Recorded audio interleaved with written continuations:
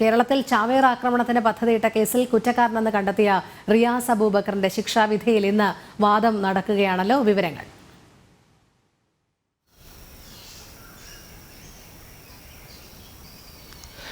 രോഹിണി, കേരളത്തിൽ ചാവേർ ആക്രമണങ്ങൾക്ക് പദ്ധതിയിട്ട IS ഭീകരനായിട്ടുള്ള റിയാസ് അബൂബക്കറിന്റെ നേരത്തെ തന്നെ ഇയാൾ കുറ്റക്കാരനാണ് എന്ന കണ്ടെത്തൽ NIA കോടതി നടത്തിയിരുന്നു. ഈ കാര്യങ്ങളിലാണ് ഇന്ന് വീണ്ടും വിശദമായ വാദം കേൾക്കുന്നത്.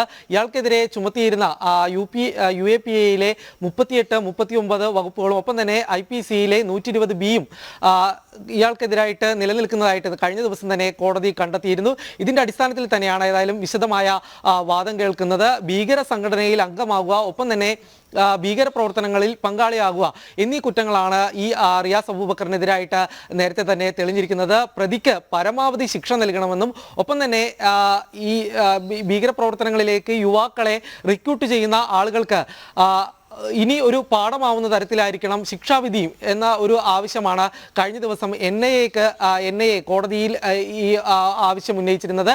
എന്നാൽ പ്രതിക്ക് ഇപ്പോൾ തന്നെ 5 വർഷം ശിക്ഷ ലഭിച്ചിട്ടുണ്ടെന്നും മാത്രവുമല്ല നേരത്തെ NIA ഈ മാപ്പുസാക്ഷികളായിട്ടുള്ള ഒപ്പം ഉണ്ടായിരുന്ന പ്രതികൾ ഇവർ ആണ് ഗൂഢാലോചനയിൽ നടത്തിയിരുന്നത്. ഇവരുടെ ഒപ്പം പങ്കാളിയാകുക മാത്രമാണ് റിയാസ് അബൂബക്കർ ചെയ്തിട്ടുള്ളത്. അതുകൊണ്ട് തന്നെ ശിക്ഷാവിധിയിൽ ഇളവ് നൽകണം എന്നുള്ളൊരു ആവശ്യമാണ് ഏതായാലും പ്രധാനമായിട്ട് ഈ പ്രതിഭാഗവും ഉന്നയിച്ചിരിക്കുന്നത്. ഏതായാലും ഈ കാര്യങ്ങളിൽ ഇന്ന് വിശദമായ വാദം കേൾക്കുന്നുണ്ട്. നേരത്തെ NIA പ്രതിപ്പട്ടികയിൽ ഉണ്ടായിരുന്ന കൊല്ലം സ്വദേശി ഒപ്പം തന്നെ കാസർഗോഡ് സ്വദേശികൾ ഈ 2 പേരായിരുന്നു പിന്നീട് മാപ്പുസാക്ഷികളായത്. ഇവർ NIAക്ക് നൽകിയ മൊഴിയുടെ അടിസ്ഥാനത്തിലാണ് പിന്നീട് ഇവരെ മാപ്പ് സാക്ഷികളാക്കാനായിട്ടുള്ള തീരുമാനമുണ്ടായത്.